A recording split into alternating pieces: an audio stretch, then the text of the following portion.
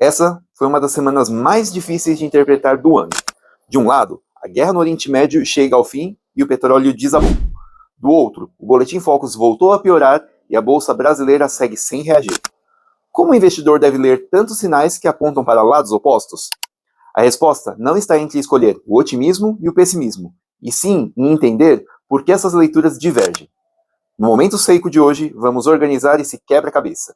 O acordo entre Estados Unidos e Irã, a decisão do Copom, o último Focus e por que a curva de juros aqui dentro ainda não cedeu.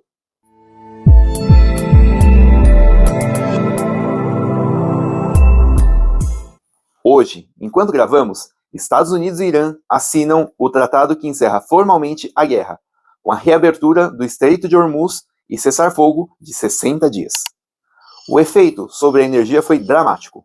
O Brent voltou para casa dos $79 por barril e já apagou praticamente toda a alta acumulada desde o início do conflito em fevereiro, uma queda de cerca de 38% em relação ao pico de abril. Esse era exatamente o choque que vinha pressionando a inflação global. Com ele se desfazendo, a expectativa natural seria de um alívio adiante.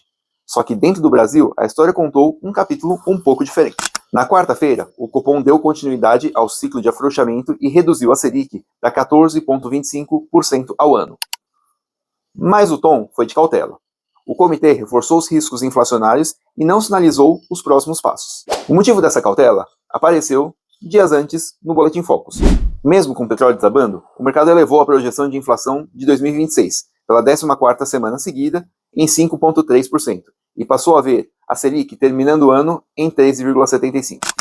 Ou seja, lá fora o risco diminuiu, mas a inflação brasileira tinha internalizado o choque anterior, sobretudo nos serviços.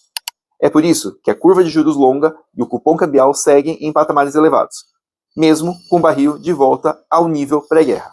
Então, porque a bolsa externa segue perto das máximas, o petróleo apagando toda a alta da guerra, o Copom cortando, convivem com um Ibovespa travado perto dos 170 mil pontos?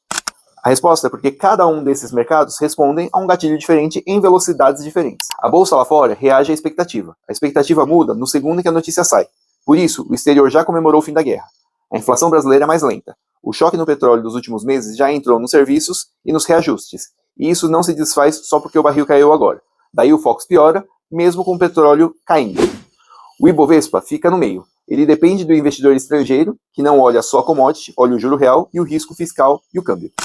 Enquanto a curva precificar juros altos por mais tempo, o desconto na bolsa não fecha, por melhor que seja o cenário externo. Em semana de sinais cruzados, o maior risco é reagir à manchete em vez de seguir um plano. E aqui está a diferença de uma consultoria independente. Nós não partimos de uma prateleira de produtos para te oferecer. Partimos do seu perfil, dos seus objetivos e do seu horizonte. O que faz sentido para uma carteira pode não fazer sentido para outra. E é essa leitura individual que cabe a cada investidor, com método e sem ilusão de acertar o ponto exato de virada. Se quiser conversar sobre como o seu patrimônio está posicionado nesse cenário, fale com a gente.